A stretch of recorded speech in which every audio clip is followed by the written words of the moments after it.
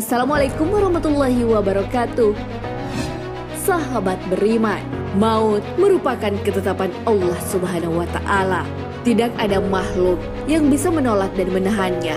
Apabila seorang manusia meninggal, maka tugas keluarga dan kerabat-kerabatnya yaitu mengurusi jenazah si mayit lalu menguburkannya.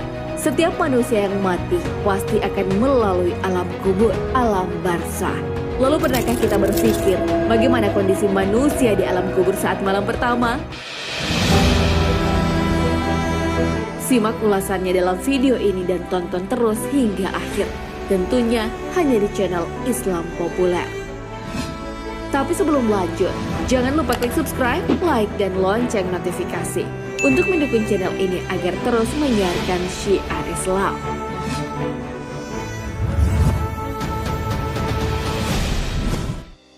Alam barzah dinamakan alam kubur karena pada umumnya jika manusia meninggal dunia, dia dikubur dalam tanah. Namun bukan berarti orang yang tidak dikubur terlepas dari peristiwa-peristiwa alam barzah, sebab Allah Maha Kuasa atas segala sesuatu. Seperti yang diceritakan Rasulullah SAW dalam sabdanya dari Abu Hurairah radhiyallahu an, bahwa Rasulullah SAW bersabda, seorang yang tak pernah beramal baik sedikit pun berkata kepada keluarganya, apabila ia meninggal, maka bakarlah dia, lalu tumbuk tulangnya sehalus-halusnya.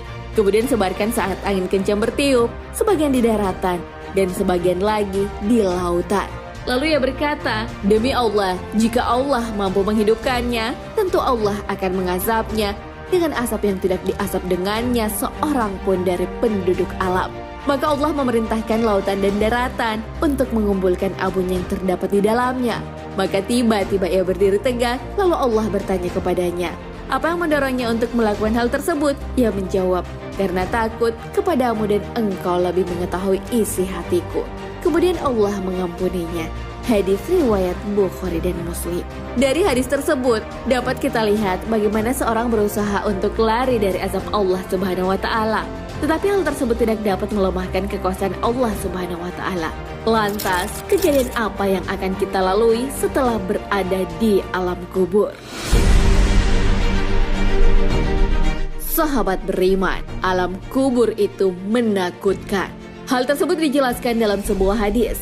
Hani radhiyallahu anhu, bekas budak Utsman bin Affan radhiyallahu anhu berkata, kebiasaan Utsman radhiyallahu an jika berhenti di sebuah kuburan, beliau menangis sampai membasahi janggutnya. Lalu beliau radhiyallahu an ditanya, disebutkan tentang syurga dan neraka, tetapi engkau tidak menangis. Namun engkau menangis dengan sebab ini melihat kubur. Mengapa demikian? Beliau, sesungguhnya Rasulullah SAW bersabda, yang artinya kubur adalah persinggahan pertama dari persinggahan-persinggahan akhirat. Bila seseorang selamat dari keburukannya, maka setelahnya lebih mudah darinya. Bila seseorang tidak selamat dari keburukannya, maka setelahnya lebih berat darinya. Rasulullah SAW juga bersabda, aku tidak melihat suatu pemandangan pun yang lebih menakutkan daripada kubur. Hadis riwayat At-Tirmizi dan Ibnu Majah, dihasankan oleh Syekh Al-Albani. Tiada kondisi setelah kubur lebih mudah bagi yang selamat. Maka ketika melihat syurga yang disiapkan oleh Allah Subhanahu wa Ta'ala dalam kuburnya, seorang mukmin mengatakan, ya Rob, segerakanlah kiamat agar aku kembali kepada keluarga dan hartaku. Sebaliknya, orang-orang kafir ketika melihat azab yang disiapkan oleh Allah Subhanahu wa Ta'ala baginya, ia mengatakan, ya Rob, jangan engkau datangkan kiamat, karena yang akan datang setelahnya lebih pedih siksaannya dan lebih menakutkan. Wallahu a'lam. Tak hanya itu, gelapnya alam kubur ditunjukkan dalam hadis dari sahabat Abu Hurairah radhiyallahu anhu, bahwa seorang wanita hitam atau seorang pemuda biasa menyapu Masjid Nabawi pada masa Rasulullah SAW. Rasulullah SAW tidak mendapatinya sehingga beliau menanyakannya. Para sahabat menjawab, dia telah meninggal. Beliau berkata, kenapa engkau tidak memberitahukan kepadaku? Abu Hurairah berkata, seolah-olah mereka meremehkan urusannya.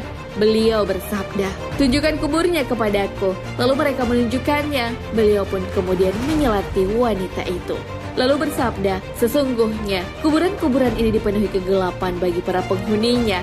Dan sesungguhnya Allah Subhanahu wa Ta'ala menyinarinya bagi mereka dengan sholatku terhadap mereka. Hadis riwayat Bukhari Muslim. Setelah mayat berada di dalam kubur, maka kubur akan menghimpit dan menjepit dirinya. Tak seorang pun yang dapat selamat dari himpitannya. Beberapa hadis menerangkan bahwa kubur menghimpit Sa'ad bin Mu'az radhiyallahu an. Padahal kematiannya membuat arsy bergerak. Pintu-pintu langit terbuka, serta malaikat sebanyak 70.000 menyaksikannya. Dalam kitab Sunan An-Nasa'i diriwayatkan dari Ibnu Umar radhiyallahu anhu bahwa Rasulullah sallallahu alaihi wasallam inilah membuat arsy bergerak, pintu-pintu langit dibuka dan disaksikan oleh 70.000 malaikat. Sungguh ia dihimpit dan dijepit oleh kubur. Akan tetapi kemudian dibebaskan, disahihkan oleh Syekh Al-Albani rahimahullah. Dalam Musnad Ahmad diriwayatkan dari Aisyah bahwa Rasulullah sallallahu alaihi wasallam bersabda, sesungguhnya kubur memiliki himpitan yang bila seorang selamat darinya, maka tentu Sa'ad bin Mu'az telah selamat. Hadis riwayat Ahmad. Himpitan ini menimpa semua orang termasuk anak kecil. Hal ini dijelaskan dalam hadis. Rasulullah Shallallahu Alaihi Wasallam bersabda, seandainya ada seseorang selamat dari himpitan kubur, maka bocah ini pasti selamat. Mu'jam At-Tabrani. Jika seorang hamba telah diletakkan di dalam kubur, dua malaikat akan mendatanginya dan memberikan pertanyaan-pertanyaan. Inilah yang dimaksud dengan fitnah kubur. Dijelaskan dalam hadis dari sahabat Al-Barah bin Azib radhiyallahu anhu, Rasulullah Shallallahu Alaihi Wasallam bersabda, kemudian dua malaikat mendatanginya dan mendudukannya. Lalu keduanya bertanya, siapakah Robmu? Dia si mayat menjawab, Robku adalah Allah. Kedua malaikat itu bertanya, apa agamamu? Dia menjawab, agamaku adalah Al-Islam. Kedua malaikat itu bertanya, siapakah laki-laki yang telah diutus kepada kamu ini? Dia menjawab, beliau utusan Allah. Kedua malaikat itu bertanya, apakah ilmumu? Dia menjawab, aku membaca kitab Allah, aku mengimaninya dan membenarkannya. Lalu seorang penyeru dari langit berseru, hambaku telah berkata benar. Berilah dia hamparan dari syurga dan berilah dia pakaian dari syurga. Bukakanlah sebuah pintu untuknya ke syurga. Maka datanglah kepadanya bau dan wangi syurga dan diluaskan baginya di dalam kuburnya sejauh mata memandang. Dan datanglah seorang laki-laki berwajah tampan kepadanya, berpakaian bagus beraroma wangi, lalu mengatakan, bergembiralah dengan apa yang menyenangkanmu. Inilah harimu yang engkau telah dijanjikan kebaikan. Maka ruh orang mukmin itu bertanya kepadanya, siapakah engkau? Wajahmu adalah wajah yang membawa kebaikan. Dia menjawab, aku adalah amalmu yang solih. Maka ruh itu berkata, Robku, tegakkanlah hari kiamat, sehingga aku akan kembali kepada istriku dan hartaku. Hadis riwayat Ahmad. Sedangkan dalam kitab Sahihul Jami, pertanyaan juga dilontarkan kepada orang kafir, sebagaimana dijelaskan oleh Nabi Muhammad SAW. Kemudian ruhnya dikembalikan di dalam jasadnya, dan dua malaikat mendatanginya dan mendudukannya. Kedua malaikat itu bertanya, siapakah Robmu? Dia menjawab, aku tak tahu. Kedua malaikat itu bertanya, apakah agamamu? Dia menjawab, aku tidak tahu. Kedua malaikat itu bertanya, siapakah laki-laki yang telah diutus kepada kamu ini? Dia menjawab, aku tak tahu. Lalu penyeru dari langit berseru, hambaku telah berkata dusta. Berilah dia hamparan dari neraka dan bukakanlah sebuah pintu untuknya ke neraka. Maka panas neraka dan asapnya datang mendatanginya. Dan kuburnya disempitkan sehingga tulang-tulang rusuknya berhimpitan.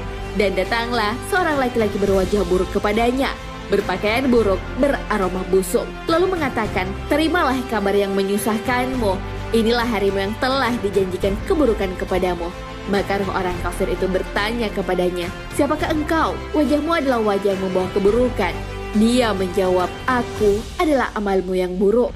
Maka roh itu berkata, Robku, janganlah engkau tegakkan hari kiamat. Hal tersebut menunjukkan bahwa pertanyaan di alam kubur berlaku untuk semua, baik itu orang mukmin maupun kafir. Setelah mendapat pertanyaan dari kedua malaikat, kemudahan dan kesulitan tergantung dari derajat keimanan seseorang. Orang yang soleh mendapatkan nikmat dan kebahagiaan. Orang-orang kafir yang zalim dan orang yang berdosa mendapatkan siksaan dan kesengsaraan. Seperti yang dijelaskan dalam firman-Nya, Dan sesungguhnya untuk orang-orang yang zalim ada azab selain daripada itu. Tetapi kebanyakan mereka tidak mengetahui. Al-Quran Surah At-Tur ayat 47. Sahabat beriman, segala kenikmatan duniawi telah sirna apabila seorang makhluk telah memasuki alam kubur. Malam itulah kita benar-benar dalam kesendirian, dicekam oleh kesunyian tanpa anak dan istri juga sahabat karib. Yang ada hanyalah amal. Seperti yang dijelaskan dalam sebuah hadis dari Anas bin Malik radhiyallahu an, Rasulullah Shallallahu alaihi wasallam bersabda, yang mengikuti mayat ke kuburnya ada 3, lalu dia kembali dan yang tinggal bersamanya hanya 1, yang mengikutinya adalah keluarganya, hartanya dan amalnya, lalu kembali keluarga dan hartanya, dan yang tinggal hanya amalnya. Hadis riwayat Al-Bukhari dan Muslim. Tentu keadaan di alam kubur pasti jauh berbeda dengan kondisi ketika hidup di dunia. Alam barzah merupakan tahap awal untuk melihat dan memetik hasil-hasil amal yang ditanam selama hidup di dunia. Wallahu a'lam bishawab. Jangan lupa berbagi informasi dengan share video ini, karena sebaik-baik manusia adalah yang paling bermanfaat bagi manusia. Wassalamualaikum warahmatullahi wabarakatuh.